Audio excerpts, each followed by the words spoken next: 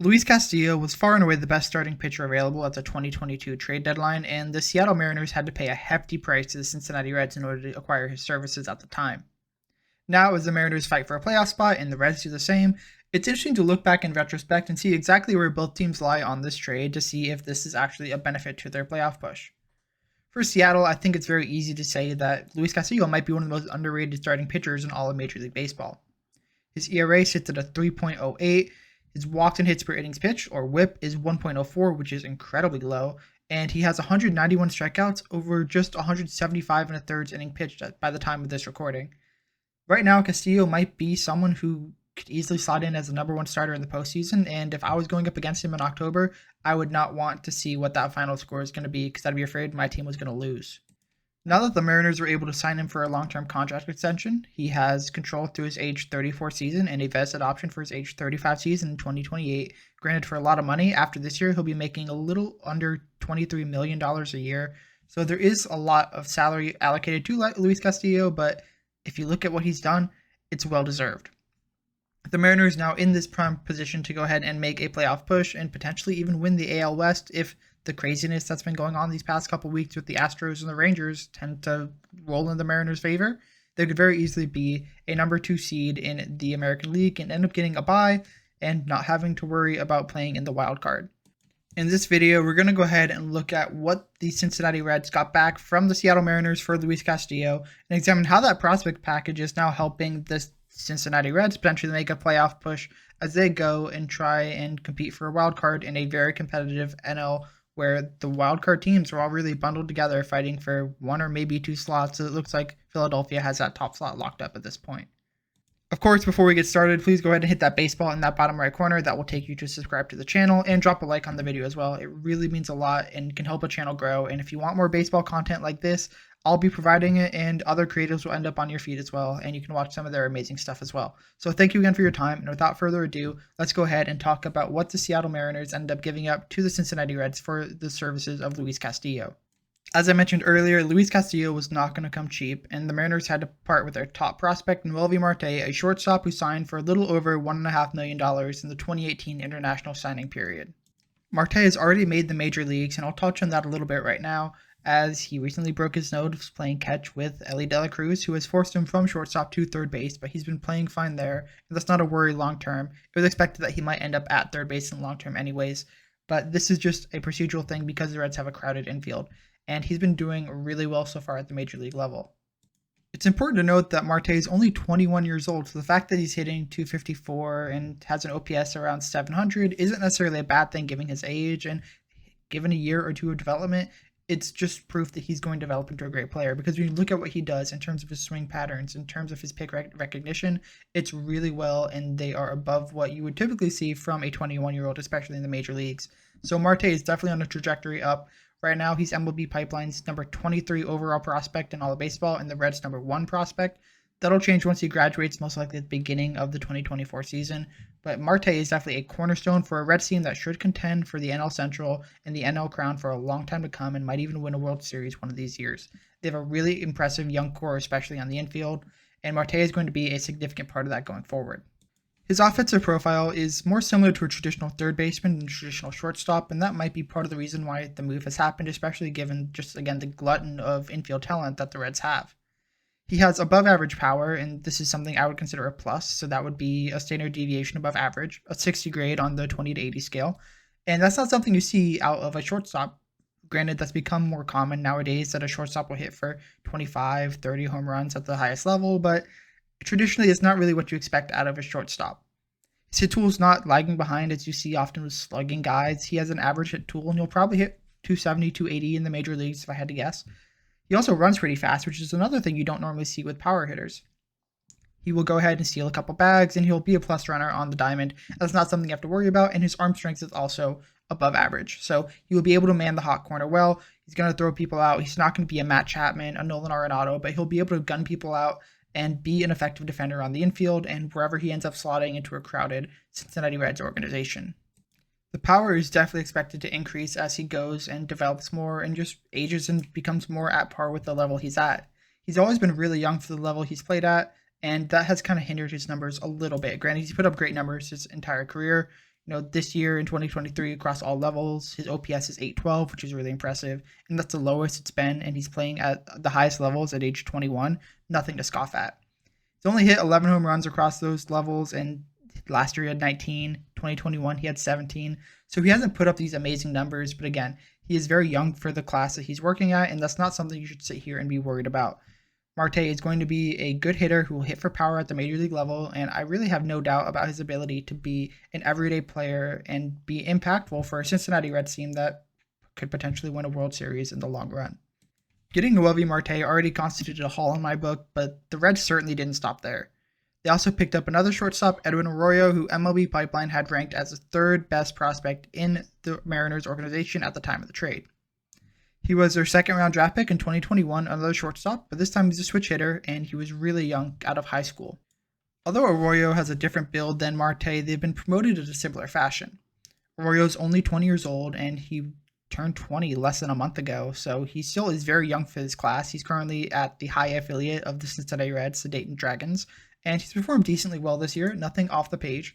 He's got a 748 OPS, which is okay, nothing to write home about, but he's performing well enough that the Reds are excited about his process. He has 28 stolen bases on the year, which is definitely impressive and a testament to his speed, and he's walking at a decent clip as well, which is important for a young player when he's facing higher level competition and players that are older than him and have more experience. A lot of these recent college draftees are playing in high A right now, so going up against a guy who's 20 versus someone who's had seasoned SEC Big Ten experience playing professionally in the College World Series, whatever that might be, definitely is a challenge for Arroyo, but he hasn't shied away from that opportunity. And the fact that he still has to play discipline to walk 48 times so far this year goes to show me that I am confident in what his abilities are. He's striking out a little bit more than I'd like to, and I think that's something that any prospect evaluator will see with him, but he's definitely doing a decent enough job right now. Luckily for Arroyo, his calling card isn't his hit tool. He's a defense-first shortstop, and that really makes sure that he sticks at shortstop. Whereas Marte has some really good defense, but it's not going to overwhelm someone like Ellie De La Cruz.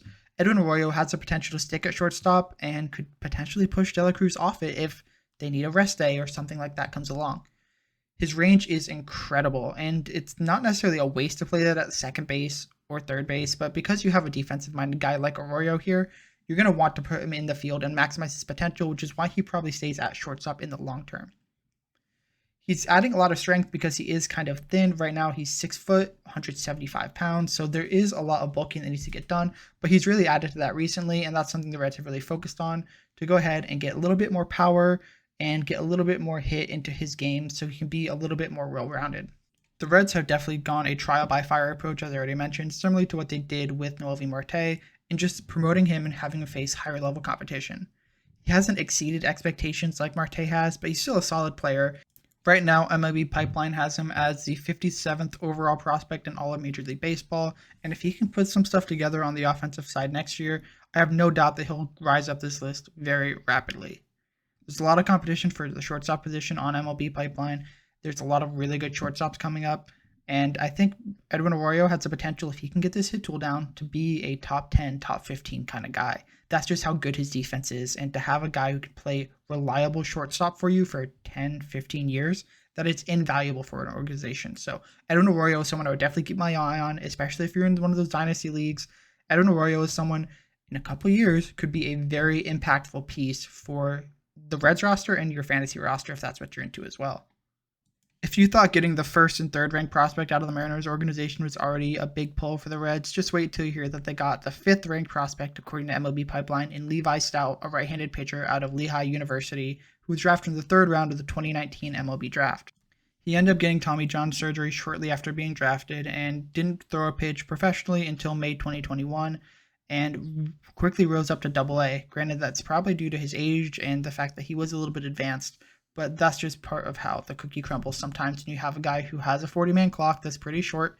College guys only get 4 years in the minor leagues before they have to be protected, and the Mariners definitely really like this guy. And that's part of the reason why the Reds targeted him, because he had a lot of potential. He has a solid fastball, a good curveball, a plus slider, and a really, really nice changeup, and that's something that is a really good skill to have as a starter. To have a 4-pitch Mitch that you can rely on all 4 pitches is something that is really, really important. And the fact that his fastball can reach 97, 98 potentially is something that any team would love to have at the top of their rotation. Right now, the biggest concern with Stoudt is that his command has started to regress a little bit in 2023. So far in AAA this year, he's pitched with 6.66 ERA, and he hasn't struck out a ton of batters, only 56 in 77 innings so far, and an average against of 278. So he's really struggling right now. His whip is 169. Things have just not come together very well this year, and his cup of coffee in the major leagues haven't been great either. He also got a cup of coffee in the major leagues this year, pitching to a 9.58 ERA across 10 1/3 inning pitch, striking out 9 and walking 8. It's really not looking great for him this year, and I think he really needs to put some stuff back together. He's dropped all the way down to 23rd on MLB Pipeline's list that they updated a little bit under a month ago, and I wouldn't be shocked if he falls a little bit more if he can't maintain a good showing this year. I don't think he falls off the list because he hasn't been injured, and injuries are a big thing for a lot of prospects, especially on the pitching side. But he's 25 right now. His time to go and make an impact is running out. This might have been a little bit more of a miss for the Cincinnati Reds, but there is a lot of time for Stoudt to come back and show that he did have that top prospect pedigree that the Cincinnati Reds and the Seattle Mariners both saw when they drafted him and traded for him. The last player the Cincinnati Reds got was someone I consider to be a flyer addition. This is someone who gets added to a trade simply because the team liked him either coming out of the draft or has liked something that they want to tweak and change and potentially make this player a good pick. And that's what Andrew Moore was for the Cincinnati Reds. Now, that's no disrespect to Andrew Moore because he's definitely a good pitcher. For instance, this year in 2023, through 8 2/3 innings pitched, he already has 29 strikeouts at the high A level, again, the Dayton Dragons. So that is something that's really impressive. And although he is 24, which is old for his age, he has put up some good peripheral numbers, and that's nothing to scoff at when you're looking at a potential prospect, especially a pitcher.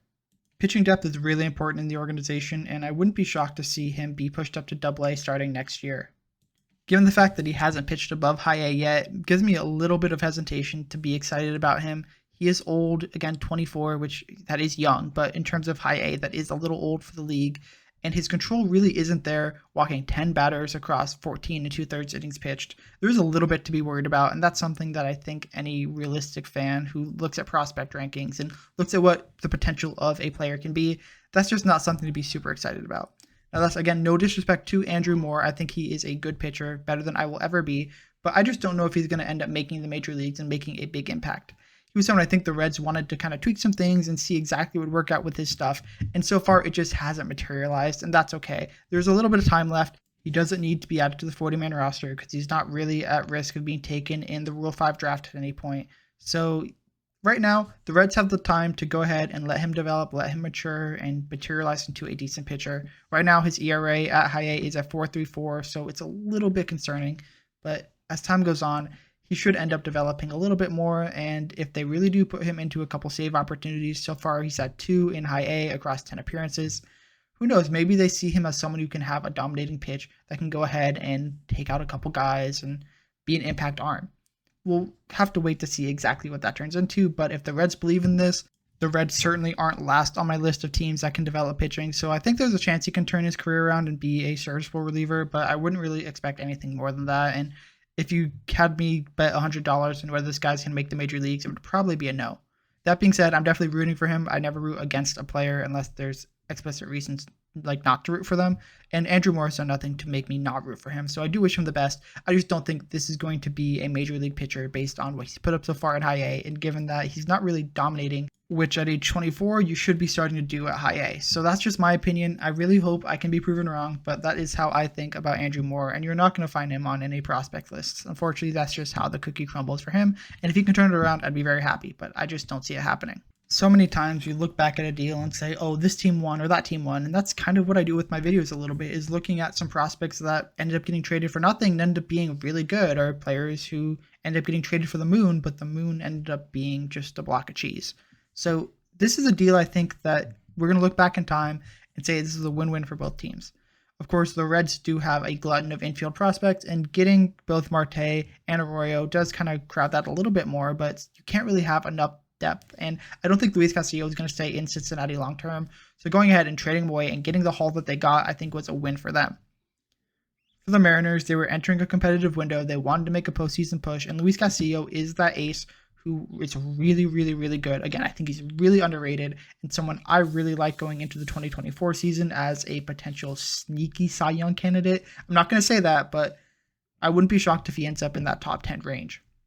I think the Mariners really do like what he adds to their rotation, that veteran presence, and he will be a guy to look out for going in the future as a centerpiece of a Mariners team that tries to compete for World Series, just as Marte and Arroyo and potentially Stoudt will be centerpieces for the Reds as they go ahead and compete for World Series in the future as well.